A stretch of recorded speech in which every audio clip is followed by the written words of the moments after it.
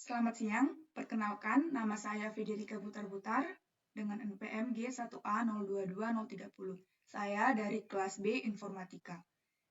Video ini saya buat untuk menyelesaikan UTS mata kuliah pemrograman berbasis kerangka kerja dengan dosen pengampu Bapak Muhammad Yusa, Eskom Enkom.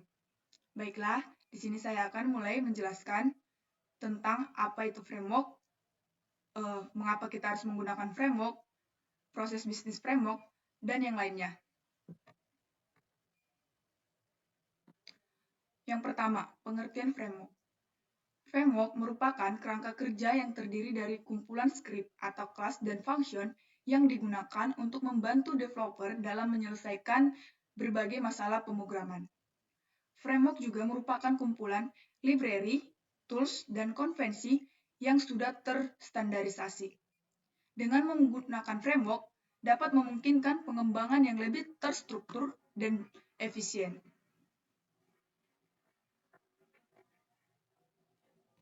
Berikutnya, alasan mengapa kita harus menggunakan framework. Ada beberapa alasan mengapa kita harus menggunakan framework. Yang pertama, karena efisiensi pengembangan. Yang kedua, karena keamanan yang lebih baik. Dan yang terakhir, karena tersedia standarisasi kode.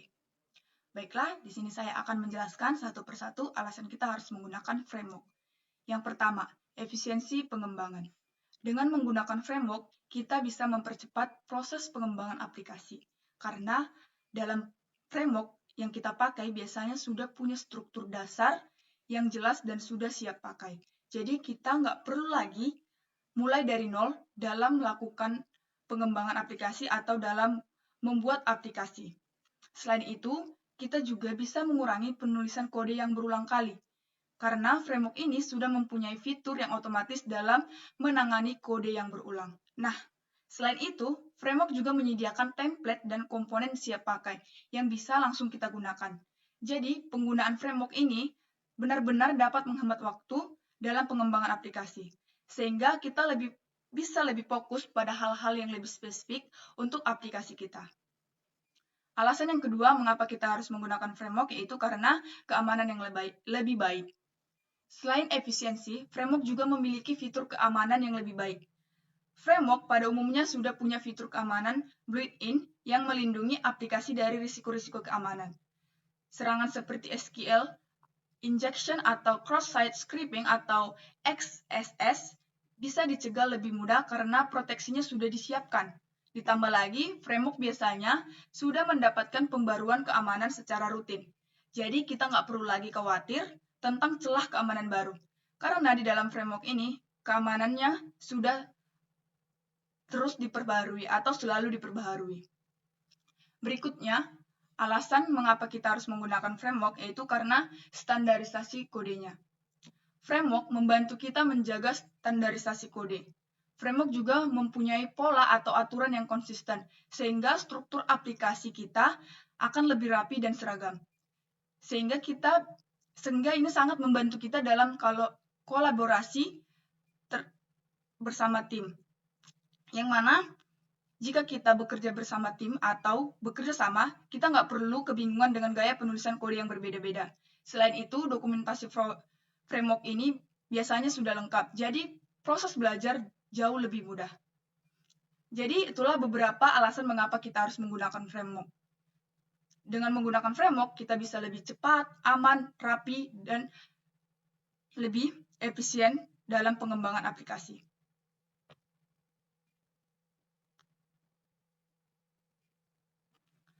Yang berikutnya, proses bisnis framework. Kerangka kerja proses bisnis atau Business Process Framework adalah model operasi yang menggambarkan proses bisnis yang diperlukan untuk menjalankan perusahaan. Adapun beberapa proses bisnis framework adalah sebagai berikut. Yang pertama, analisis kebutuhan. Yang kedua, pengembangan. Yang ketiga, testing. Dan yang keempat, deployment. Baiklah, di sini saya akan menjelaskan satu-satu bagaimana proses bisnis framework. Yang pertama, analisis kebutuhan. Yang pertama masuk ke tahap analisis kebutuhan. Di sini kita mulai dengan identifikasi kebutuhan atau requirements Jadi, kita mencari tahu dulu apa saja yang harus dipenuhi oleh sistem atau aplikasi yang akan kita buat. Supaya aplikasi yang kita buat ini benar-benar sesuai dengan tujuan kita. Setelah itu, kita akan memilih framework yang paling cocok atau paling tepat untuk mendukung kebutuhan tersebut. Pemilihan ini sangat penting supaya kita punya fondasi yang cocok. Lalu, kita melakukan perancangan atau bisa dibilang blueprint system. Sehingga dengan analisis kebutuhan ini, dapat membantu kita membuat struktur yang pas untuk kebutuhan bisnis dan teknologi kita. Proses bisnis framework yang kedua yaitu pengembangan. Pertama-tama, kita akan melakukan environment atau menyiapkan perangkat lunak dan hardware yang diperlukan untuk mulai bekerja. Kemudian kita melakukan konfigurasi framework sesuai kebutuhan proyek. Jadi kita bisa mulai coding tanpa hambatan. Setelah semuanya siap, barulah kita mulai mengembangkan fitur-fitur utama sesuai rencana yang sudah disusun. Proses bisnis framework yang ketiga yaitu testing. Setelah pengembangan selesai, kita masuk ke proses testing. Di tahap ini, kita akan melakukan beberapa jenis pengujian. Pertama, unit testing, yang mana ini digunakan untuk memeriksa masing-masing bagian kode, untuk memastikan mereka berfungsi dengan baik atau tidak. Kemudian, integration testing, di mana pada proses ini kita akan melihat apakah fitur atau komponen yang berbeda bisa bekerja sama dengan baik atau tidak. Dan yang terakhir, pada tahap testing ini yaitu user experience testing, di mana pengguna mencoba aplikasi untuk memastikan kalau semua sudah sesuai kebutuhan kita atau kebutuhan aplikasi. Proses bisnis yang terakhir yaitu deployment. Deployment ini adalah tahapan di mana aplikasi akan dipublikasikan. Yang pertama, kita siapkan server yang akan jadi tempat aplikasi itu berjalan. Lalu kita lakukan konfigurasi production, yang mana ini digunakan untuk memastikan supaya pengaturan sudah final agar aplikasi siap digunakan. Dan yang terakhir, setelah aplikasi dirilis, kita lakukan monitoring untuk memantau performanya. Dengan begitu, kita bisa segera tahu kalau ada masalah dan memastikan sistem tetap berjalan dengan lancar. Jadi, itulah rangkaian proses bisnis dari awal sampai akhir, mulai dari merencanakan kebutuhan hingga memastikan aplikasi berjalan dengan baik di tangan pengguna. Selanjutnya, contoh framework dan fungsinya. Ada beberapa contoh framework dan fungsinya. Framework yang pertama yaitu Laravel. Laravel ini adalah framework yang sangat populer untuk aplikasi web berbasis PHP. Framework Laravel ini sangat cocok untuk membangun aplikasi web yang modern, karena Laravel menyediakan banyak fitur siap pakai, seperti autentifikasi, routing, dan manajemen database. Jadi, dengan menggunakan framework Laravel ini, kita bisa lebih mudah dan cepat dalam pengembangan aplikasi tanpa harus membuat semuanya dari awal. Kemudian, contoh framework yang kedua adalah Codelnair atau framework ringan untuk PHP. Framework ini merupakan framework yang sangat ringan dan cocok buat proyek-proyek kecil karena ukurannya yang sangat kecil, sehingga dengan menggunakan framework ini kita bisa bikin aplikasi kita jauh lebih cepat dan mudah dikonfigurasi. Jadi kalau kita butuh aplikasi yang sederhana dan cepat, framework ini adalah salah satu solusi pilihannya. Yang ketiga, Symfony. Symfony ini merupakan framework PHP yang fleksibel dan biasanya dipakai untuk proyek yang lebih kompleks dan besar. Kelebihan Symfony ini adalah fleksibelnya, sehingga framework ini mudah diintegrasikan dengan banyak pustaka atau komponen eksternal. Jadi dengan menggunakan framework Symfony ini, kita bisa kustomisasi aplikasi sesuai kebutuhan kita. Dan yang keempat, ada Xajax. Xajax ini merupakan framework yang dapat mempermudah kita dalam mengembangkan aplikasi berbasis Ajax di PHP. Dengan framework Xajax ini, kita bisa kita bisa kirim dan terima data dari server tanpa harus merefresh halaman. Jadi pengalaman pengguna jauh lebih baik dan interaktif. Framework yang kelima yaitu Y. Terakhir ada Y, di mana Y ini dikenal karena konfigurasi yang mudah dan performanya yang luar biasa, terutama untuk aplikasi yang besar. Selain performanya, Y juga dilengkapi dengan fitur keamanan yang kuat dan dokumentasi yang lengkap. Jadi kita bisa lebih nyaman menggunakan Y dalam pengembangan kita. Jadi, itulah beberapa jenis framework yang populer yang bisa dipilih sesuai kebutuhan proyek, di mana masing-masing framework tersebut memiliki kelebihan dan juga kekurangannya. Jadi, kita bisa menyesuaikan sesuai kebutuhan aplikasi kita.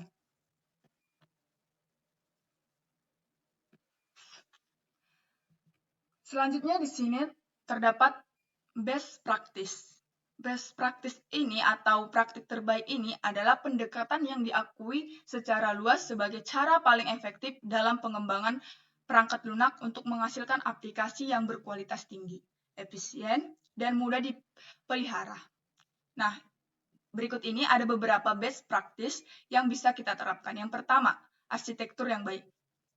Dalam arsitektur yang baik ini, kita mulai dengan membangun arsitektur atau struktur sistem yang rapi dan terorganisir. Arsitektur yang baik memastikan setiap komponen saling terhubung dengan jelas dan tidak tumpang tindih, jadi lebih mudah untuk dikembangkan atau diperbaiki di masa yang akan datang atau di masa depan. Yang kedua, MVC pattern. Selanjutnya ada MVC atau Model View Controller, yaitu pola desain yang memisahkan aplikasi yang dimana 3 bagian utama yaitu model untuk data, view untuk tampilan, dan controller untuk logika bisnis. Dengan struktur ini, kode kita jauh lebih terorganisir, jadi lebih mudah untuk dikembangkan dan dipelihara. Yang ketiga, clean code. Artinya kita mulai menulis kode yang rapi, jelas, dan mudah dipahami. Dengan clean code ini, tim lain akan lebih mudah membaca kode kita. Dan yang keempat, dry price play. Yang dimana dry price play ini menggunakan prinsip untuk menghindari duplikasi kode. Jadi kita hanya menulis logika sekali saja dan menggunakannya di beberapa tempat yang memerlukan. Yang mana ini dapat mengurangi kesalahan dan meningkatkan efisiensi. Yang kelima, manajemen dependensi. Dalam proyek, biasanya kita sering pakai pustaka atau komponen eksternal. Nah, manajemen dependensi ini penting digunakan agar aplikasi tetap stabil dan mudah diperbaharui. Misalnya, kita bisa pakai Composer untuk mengelola dependensi di PHP. Yang keenam, version control. Dengan version control seperti Git, kita bisa melacak perubahan kode dengan memudahkan kerja sama tim dan memungkinkan kita kembali ke versi sebelumnya kalau ada kesalahan. Yang ketujuh, PACS Management. Untuk mengelola pustaka atau paket eksternal, kita pakai PACS Management. Yang mana ini memudahkan instalasi dan pembaruan. Jadi kita bisa menghindari masalah kompatibilitas dan menjaga aplikasi tetap up to date. Yang kedelapan, dependency updates. Yang dimana ini penting untuk keamanan dan performa karena pembaruan biasanya memperbaiki bug atau kerentanan yang ada. Yang kesembilan, dokumentasi. Dokumentasi adalah catatan tertulis tentang cara aplikasi bekerja, yang mana ini memudahkan pengguna dan pengembang lain untuk memahami sistem tanpa harus membaca seluruh kode. Yang kesepuluh, code comment. Selain dokumentasi, kita bisa menambahkan komentar di dalam kode untuk menjelaskan bagian yang rumit, sehingga ini membantu pemahaman kita dalam membaca kode. Yang ke-11, API documentation. API documentation ini penting untuk membuat API documentation ini sangat penting karena ini sangat membantu bagi pengembang lain yang ingin berintegrasi dengan sistem kita. Yang ke-11, user guide. User guide atau panduan pengguna. Ini dokumen ini berisi cara menggunakan aplikasi untuk pengguna akhir, yang mana ini dapat membantu mereka untuk memahami fitur-fitur aplikasi tanpa harus mencoba-coba. Jadi itulah tadi beberapa best practice untuk memastikan aplikasi kita yang kita bangun berkualitas atau dapat dipelihara dengan mudah. Selanjutnya, tantangan dan solusi dalam penggunaan framework. Adapun tantangan dan solusi dari framework adalah sebagai berikut. Yang pertama, tantangan dalam penggunaan framework. Framework memang banyak membantu kita, tapi ada juga beberapa tantangan yang perlu kita hadapi. Yang pertama itu learning kurva dan curam. Tantangan pertama adalah learning kurva atau waktu belajar yang cukup panjang. Jadi, untuk mempelajari framework, tentu developer harus sering kali perlu menghabiskan banyak waktu dan usaha karena konsep, struktur, dan fitur-fiturnya bisa sangat berbeda dari yang sudah mereka kuasai sebelumnya. Karena itu, di awal mungkin akan terasa lebih sulit. Yang kedua, ketergantungan pada framework. Ketergantungan pada framework ini biasanya jadi masalah kalau proyek memerlukan pembaruan atau perubahan. Tetapi framework yang kita pakai nggak mendukung fitur yang kita inginkan, yang diinginkan. Nah, bisa juga terjadi kalau framework tersebut berubah atau update. Kita jadi harus menyesuaikan kode agar tetap kompatibel. Tantangan yang ketiga, performa yang bisa menurun.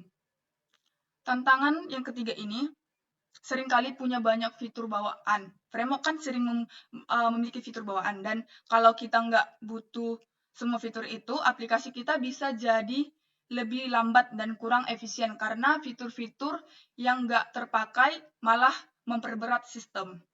Nah, itulah beberapa tantangan dari penggunaan framework. Yang selanjutnya itu ada solusi. Selain tantangan, solusi untuk penggunaan framework juga ada. Yang pertama itu ada solusi training dan pembelajaran berkelanjutan. Untuk menghadapi learning kurva yang curam, penting bagi kita untuk terus belajar. Kita bisa ikuti kursus online, seminar, atau berdiskusi di komunitas pengembangan untuk meningkatkan pemahaman dan keterampilan kita dalam menggunakan framework. Solusi yang kedua, evaluasi berkala. Kita bisa melakukan evaluasi berkala atau melakukan evaluasi sesering mungkin terhadap penggunaan framework. Yang mana ini sangat penting supaya kita tahu apakah framework yang kita pakai masih memenuhi kebutuhan proyek atau framework yang kita pakai perlu dioptimalkan di beberapa area. Solusi yang ketiga, optimisasi kode. Untuk mengatasi masalah performa, kita bisa fokus pada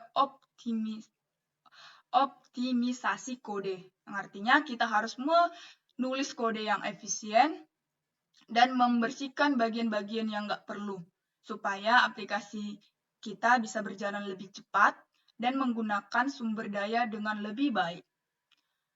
Jadi itulah tadi beberapa tantangan dan solusi yang perlu kita terapkan supaya penggunaan framework efektif dan lebih efisien. Yang berikutnya, keuntungan bisnis dari penggunaan framework. Framework nggak hanya mempermudah pekerja developer, tapi juga membawa banyak manfaat buat bisnis. Ini adalah beberapa keuntungan bisnis framework. Yang pertama, penghematan waktu. Dengan framework kita bisa lebih cepat dengan pengembangannya. Pengembangan lebih cepat. Banyak fungsi dan komponen mudah tersedia di dalam framework. Jadi kita bisa langsung pakai tanpa harus menulis kode dari nol. Yang mana ini bikin proyek selesai lebih cepat. Yang kedua, maintenance lebih mudah. Framework punya struktur yang jelas dan dokumentasi yang bagus. Jadi kalau ada perubahan atau perbaikan, kita bisa langsung tahu bagian mana yang perlu kita ubah atau kita perbaiki. Kemudian, bug fixing lebih efisien. Banyak framework punya alat khusus untuk mendeteksi perbaikan bug. Jadi, kita bisa memperbaiki kesalahan tanpa harus melakukan perbaikan secara manual. Keuntungan bisnis framework yang kedua, penghematan biaya. Dengan framework kita bisa menghemat biaya bisnis karena adanya redundant development cost, yang mana proses pengembangan lebih cepat dan efisien. Biaya untuk membangun aplikasi juga bisa lebih rendah, artinya waktu dan tenaga yang dibutuhkan juga lebih sedikit. Lower maintenance cost, karena pemeliharaan lebih mudah, biaya yang dikeluarkan setelah aplikasi diluncurkan juga jadi lebih rendah. Jadi nggak perlu banyak biaya untuk pembaharuan atau perbaikan. Faster time to market. Dengan waktu pengembangan yang singkat, produk bisa lebih cepat diluncurkan ke pasar dan memberikan keuntungan kompetitif karena bisa merespon kebutuhan pasar lebih cepat. Kemudian keuntungan bisnis yang ketiga, kualitas produk. Dengan menggunakan framework, kita dapat menjaga kualitas produk kita. Itu yang mana lebih reliable atau framework yang sudah teruji biasanya punya kualitas yang lebih baik dan lebih sedikit kesalahan. Jadi aplikasi yang dibangun jadi lebih andal untuk penggunaan jangka panjang. Kemudian lebih scalable atau framework dirancang untuk mendukung aplikasi yang terus berkembang. Jadi kalau kita perlu menambah fitur atau pengguna, framework memudahkan penyesuaian tanpa harus merombak sistem dari awal. Dan yang terakhir lebih maintainable.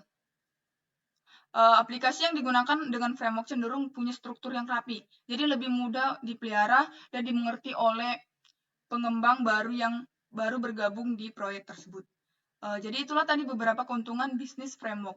Jadi framework bukan cuma memudahkan pengembangan, tapi juga membantu bisnis menghemat waktu, biaya, dan menghasilkan produk yang berkualitas tinggi. Jadi dari beberapa penjelasan yang sudah saya jelaskan, dapat disimpulkan bahwa framework adalah solusi yang sangat bermanfaat dalam pengembangan aplikasi. Dengan framework, kita bisa menghemat waktu dan biaya pengembangan, meningkatkan keamanan, serta menjaga standarisasi kode. Framework juga dapat membantu bisnis mencapai produk berkualitas tinggi yang lebih cepat diluncurkan ke pasar dan mudah untuk dirawat. Namun, meskipun banyak keuntungan, ada juga tantangan seperti learning curve yang curam dan ketergantungan pada framework. Solusinya adalah melalui pelatihan berkelanjutan, evaluasi berkala, dan optimisasi kode agar aplikasi tetap efisien dan stabil. Jadi, dengan pemahaman yang tepat dan strategis yang baik, framework bisa menjadi aset berharga yang membantu bisnis kita lebih unggul dan menghasilkan produk yang berkualitas, efisien, dan aman. Baiklah, sekian video presentasi mengenai framework, yang mana tadi saya sudah menjelaskan beberapa poin. Yang pertama, pengertian framework, mengapa kita harus menggunakan framework, keuntungan bisnis framework, tantangan dan solusi yang harus dihadapi dalam penggunaan framework, dan yang lainnya. Baiklah, sekian video presentasi saya. Jika ada kesalahan atau kata saya yang tidak jelas, saya mohon maaf. Selamat siang.